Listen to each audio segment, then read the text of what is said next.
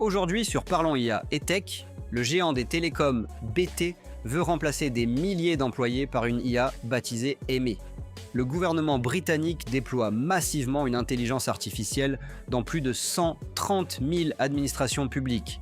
Android 16 débarque avec des fonctions IA avancées pour concurrencer Apple. Une start-up américaine construit des bureaux numériques pour entraîner des agents IA à travailler comme des humains. Rednote frappe fort avec un nouveau modèle open source basé sur l'architecture Mixture of Experts. Et un robot humanoïde chinois, le Zerit H1, fait son entrée dans les hôtels pour remplacer les femmes de chambre. Et ça ne plaît pas à tout le monde. Bienvenue sur Parlons IA et Tech, la chaîne qui te résume chaque jour l'essentiel de l'actualité tech et intelligence artificielle en moins de 10 minutes. L'intelligence artificielle s'impose dans nos vies. Ceux qui s'y intéressent aujourd'hui seront prêts demain, alors ne quitte pas. Et reste bien jusqu'à la fin. Abonne-toi dès maintenant, active la cloche et ne rate plus aucune révolution numérique. Et si tu veux soutenir notre travail au quotidien, pense à devenir membre officiel. C'est grâce à vous qu'on peut continuer chaque jour à décrypter l'avenir. On commence.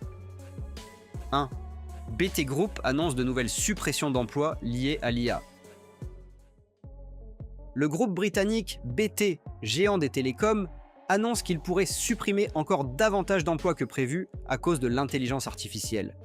Déjà, l'entreprise avait annoncé en 2023 son intention de supprimer jusqu'à 55 000 postes d'ici 2030. Mais aujourd'hui, sa directrice générale, Alison Kirkby, va plus loin.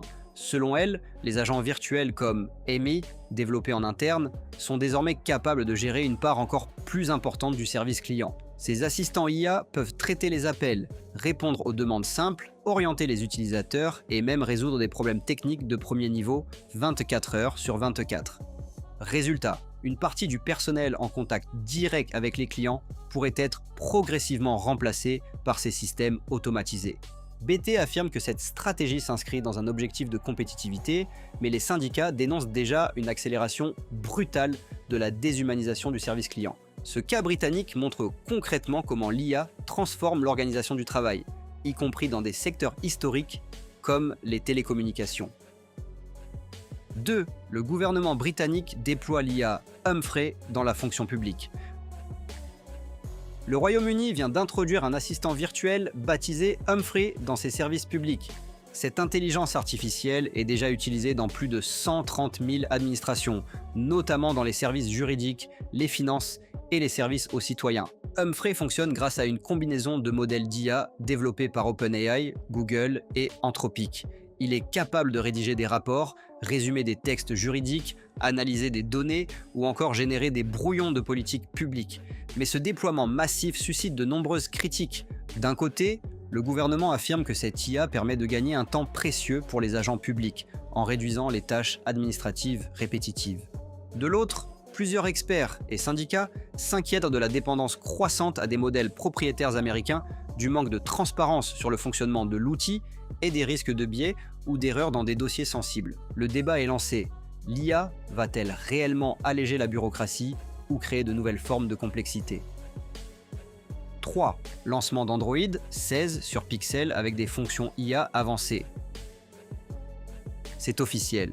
Android 16 est désormais disponible pour les utilisateurs de smartphones Pixel. Cette nouvelle version du système d'exploitation de Google mise sur l'intelligence artificielle pour offrir une expérience plus fluide et plus personnalisée. Parmi les nouveautés phares, des notifications intelligentes capables de résumer les messages longs ou de prioriser les alertes vraiment importantes. Android 16 prend également en charge le LE Audio, une technologie audio Bluetooth basse consommation, idéale pour les casques sans fil et les appels prolongés. Le multitâche a lui aussi été amélioré. Les utilisateurs peuvent désormais passer d'une application à l'autre plus rapidement, tout en conservant les données actives à l'écran. En coulisses, Android 16 s'appuie sur des modèles IA plus légers, intégrés localement dans l'appareil, réduisant ainsi la dépendance au cloud et améliorant la confidentialité. Ce lancement positionne Google face à Apple qui vient de présenter iOS 26 et sa propre stratégie d'intégration de l'IA générative. Une chose est sûre, l'année 2025 marque le début d'une guerre des systèmes, dopée à l'intelligence artificielle. 4. Mechanize construit des bureaux numériques pour entraîner des agents IA. La start-up américaine Mechanize propose une idée audacieuse. créer des bureaux numériques pour entraîner des intelligences artificielles à automatiser le travail humain. Concrètement, l'entreprise développe un environnement virtuel où des agents IA peuvent apprendre à utiliser des logiciels de bureautique comme un véritable employé. Ouvrir des fichiers, envoyer des emails, traiter des données, remplir des formulaires. L'objectif, simuler des workflows réels pour entraîner des agents capables de reproduire le travail administratif sans intervention humaine. Cette approche se veut radicalement différente de l'entraînement traditionnel basé sur des textes ou du code. Ici, l'intelligence artificielle agit visuellement et contextuellement, comme un assistant virtuel dans un bureau digital.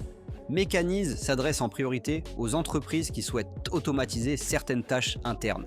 Traitement de commandes, gestion RH, comptabilité ou support client. Si le projet est encore en phase bêta, il soulève déjà une question centrale.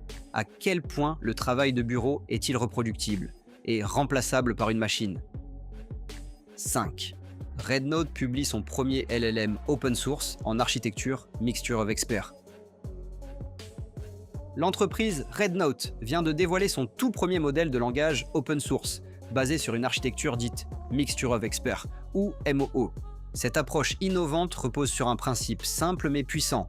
Au lieu d'utiliser un seul modèle géant pour répondre à toutes les demandes, MOE sélectionne dynamiquement les experts les plus adaptés à chaque tâche.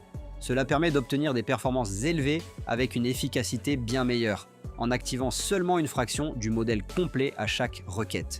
Rednote mise sur cette architecture pour offrir un compromis idéal entre qualité de réponse, vitesse d'exécution et coût énergétique.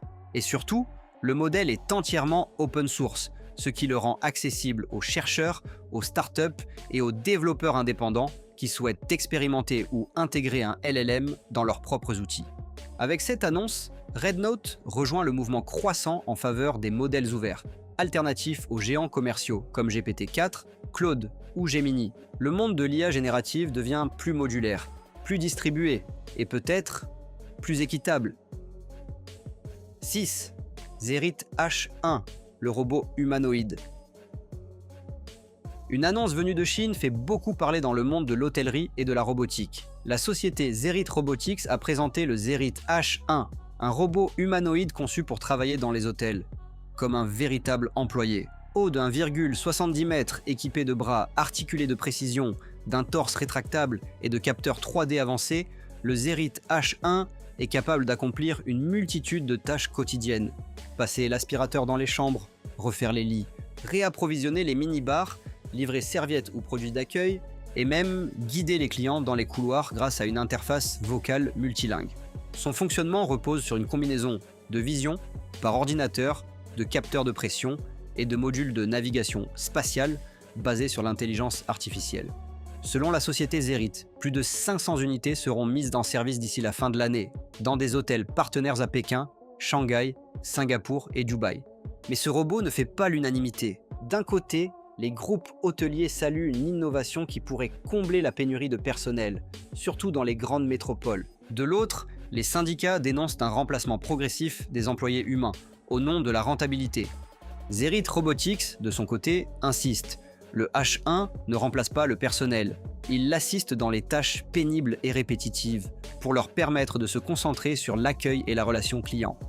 Mais une chose est certaine, l'arrivée du Zérit H1 ouvre un nouveau chapitre dans la robotisation des métiers de service.